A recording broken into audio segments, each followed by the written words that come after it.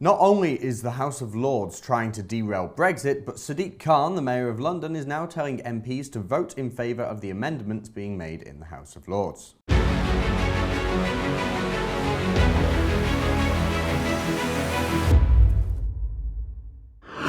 The Express reported today that Sadiq Khan has called on MPs to accept the Lords' Brexit plan and stay in the customs union.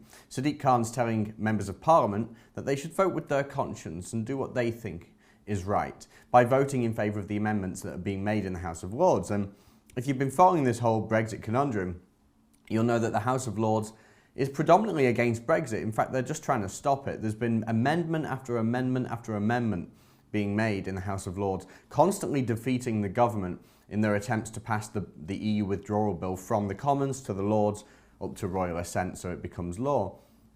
And Sadiq Khan is just another spanner in the works. I've reported on all this stuff with the Lords recently, but it's just amazing to see that Sadiq Khan's getting in on the action as well. And he's told MPs to be brave and vote for the amendments suggested by the Lords to slow down Brexit and obviously ultimately stop it. But I wanted to introduce you to a few of the amendments that are actually being made in the House of Lords. Now, these amendments don't have to be accepted, but the longer this goes on, back and forth between the Commons and the Lords, Commons, Lords, Commons, Lords, Brexit's just being delayed in the meantime. So these amendments will often be seriously considered by the Commons in order to get the legislation to pass. One amendment here, and I'm just reading this to you, it says, "It would prevent the European Communities Act 1972 from being repealed until the government has laid before Parliament a statement outlining the steps it has taken to negotiate the UK's participation in a customs union with the EU. The amendment says this would need to happen by 31st of October 2018.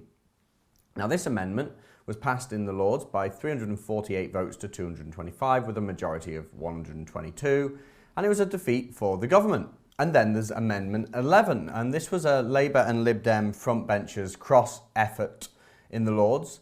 And again, I'm reading it to you here. It says, it would mean that secondary legislation used to amend certain retained EU law would be subject to an enhanced scrutiny procedure. This includes retained EU law relating to employment and equality rights, health and safety protections, and consumer and environmental standards." Now, this might sound lovely on the surface, you know, talking about environmental standards and equality and fairness and protection in the workplace and blah, blah, blah, blah. All that stuff that's nice and good and that's been fought for years and that the EU seems to think it has ownership of. The EU thinks it came along and suddenly the world was perfect. It came along and suddenly everyone had equal pay and suddenly animals were treated nicely. Suddenly the environment was looked after. No.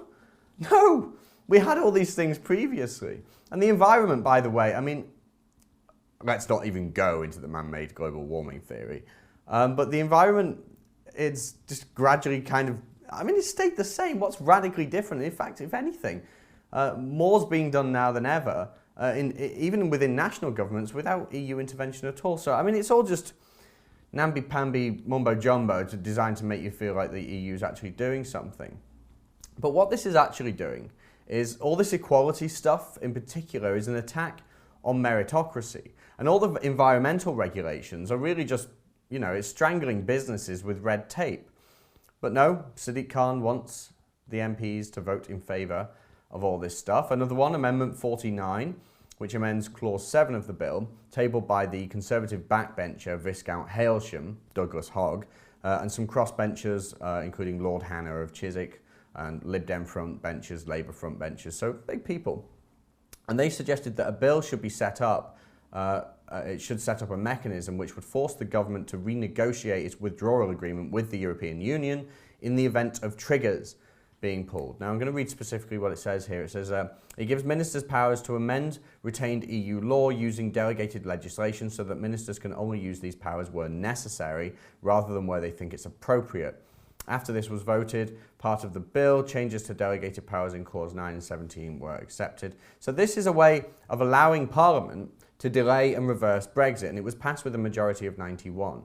It's all complicated stuff. You don't want to be going in there reading Hansard. Hansard is the record of every single thing that's said in the House of Commons and the Lords. boring. It's boring at the end of the day because it's all posh people talking to each other about things that they think is too complicated for other people to understand. So they use big language purposely. Let's be honest, they like to feel like they're clever. And they talk about passing all these amendments to bills when ultimately all this boils down to. This isn't an attempt to make the world better. This isn't an attempt to make UK law better. This isn't an attempt to make Brexit better.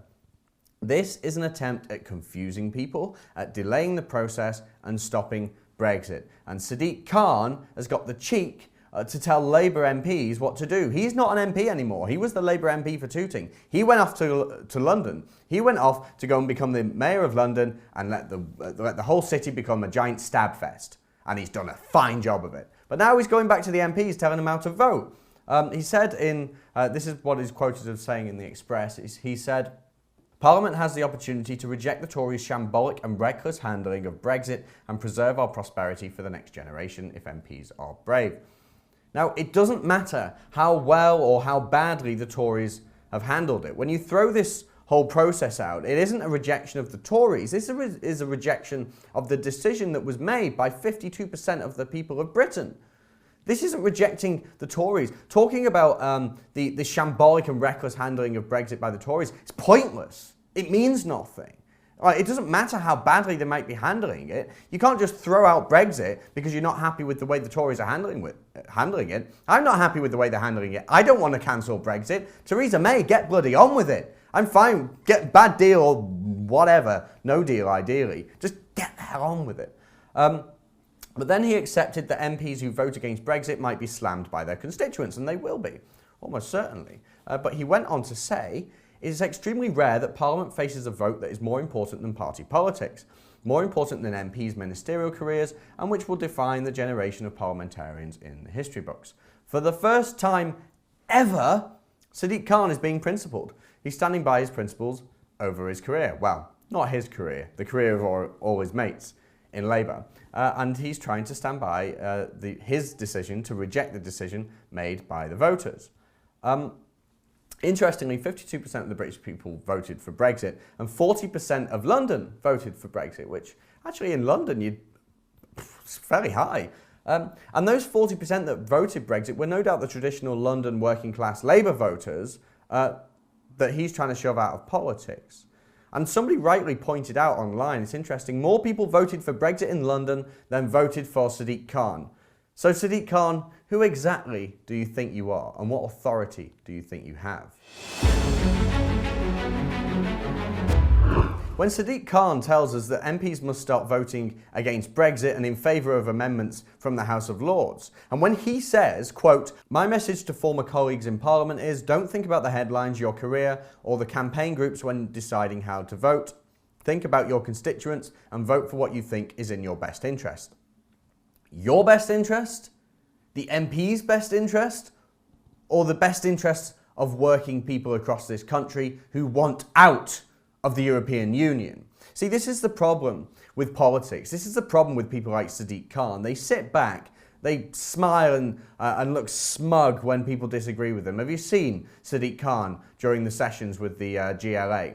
He's the smuggest man alive. And he treats constituents like babies who need taking care of. They voted for Brexit in 2016, but they didn't know what they were doing. And, they didn't realise, bless their hearts, they didn't realise they were all going to lose their jobs and that we're going to run out of food in 2 weeks. Bless them. What we should really be doing is fighting in Parliament against Brexit and voting against them because that's what's in the best interest of voters. Sod off! I'm sick of this shit!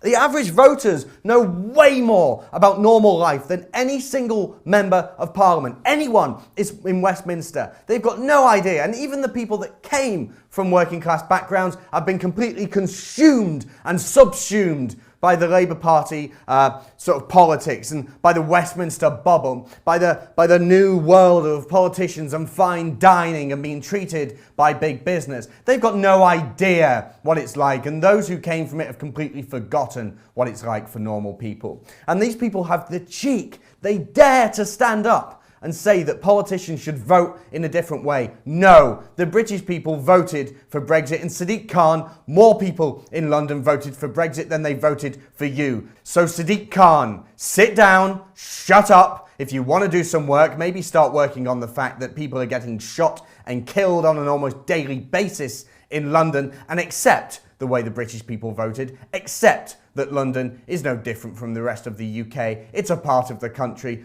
40% of them voted Brexit and 52% of the British public voted Brexit. Accept it. Accept the will of the people. Don't talk down to us and don't act like you're any better than us. You're scum. You're worthless. You are scum. Sit down, shut up, accept it. If you like that and want to see more, remember to like and subscribe and download the new Rebel app from the Apple App Store and the Google Play Store.